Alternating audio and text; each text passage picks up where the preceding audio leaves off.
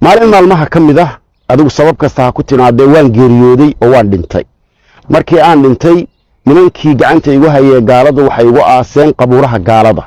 qabuurihii gaalada markii la igu aasay waxaan ugu tegey dad xabaalaha ku jira oo igu hareeraysan oo qaylinaya oo heeso qaadaya heesihii waa yaabkiisa isugu low waxaan ka xasuustaa Santa Mario Santa Lucia waxaasay sheegayeen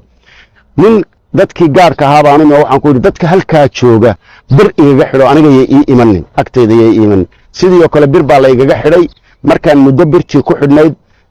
isugu low biyo ayaa ilaahay iga furay jirkayga ka furay biyihii bad bay noqdeen gaaladii bay qaadeen dhulkii oo dhan bay maasheeyeen maalintii dambe dadkii qabuuraha ku jiray way dacwoodeen waxa la biyahana qaaday ninkan hana laga saaro anigoo xaaladda ku sugan ayaa arintaydu waxa ka war helay masaajidka Tawfiiq Ilaahay ha barakeeyo sheekhiisa iyo culimada iyo dadkii masaajidka ku tukanayay waxa inaan halka ku aasay way dacwoodeen waa la iga soo saaray qabrigii waa la igu tukaday waa la meeray waxaana la igeliyay xabaalaha muslimiinta ay Oslo ku leeyihiin baa la igu aas laakiin muddo yar kadib markii la iga tagay la iga dareeray isla biyihii oo intii hore ka fara badan ayaa haddana igu furmay waa yaabkiis maxaa xal ah kadib wiil aan dhalay ayaa markuu ogaaday biyahaasi inay igu furmeen buu wuxuu go'aan qaatay in la iga saaro qabriga meydkaygana loo qaado magaalada Muqdisho diyaarad buu halkaa igaga qaaday garoonka aadan caduu iga dejiyay ilaahay mahadiisa masaajidka Sheekh Ali Suufi baa la geeyay dad aan siri markii riyadu ay igu lahayd waa 50,000 oo qof ayaa meydkaygu ku tukaday waxa la igu aasay xabaalaha barakaad markii xabaalaha barakaad la igu aasay qol weyn oo waasac ah ayaa la dhigay garabkayga halka naaskayga bidix hoostiisa oo dhinaca bidixa ayaa waxa la igu xidhay biyo Soomaalidu faantada aad u garanaysaa midabka faantada leh oo macaan oo qabow ayaan cabayay biyahayga markii aan laastay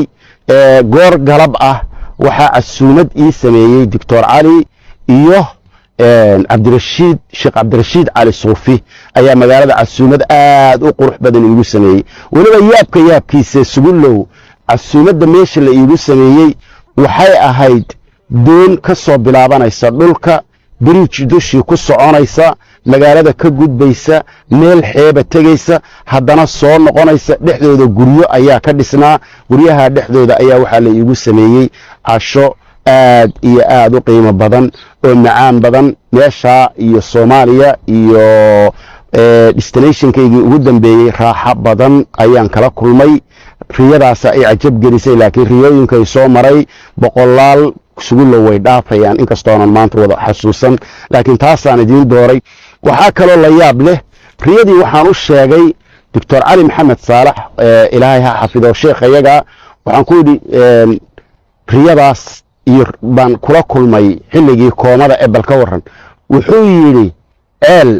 ama meel laga cabo oo aad qoday ma jirta oo bahaayinka iyo xooluhu ka cabaan haabaan ku iri meel oo mana ah oo dalka Soomaaliya kamida baan berkad weyn waxaan ka qoday 20 sano ka hor Dr. Ali berkada waxa ka caba xayawaanka daayeerka qofka soconaya qofka ooman hada huwa riyaa'i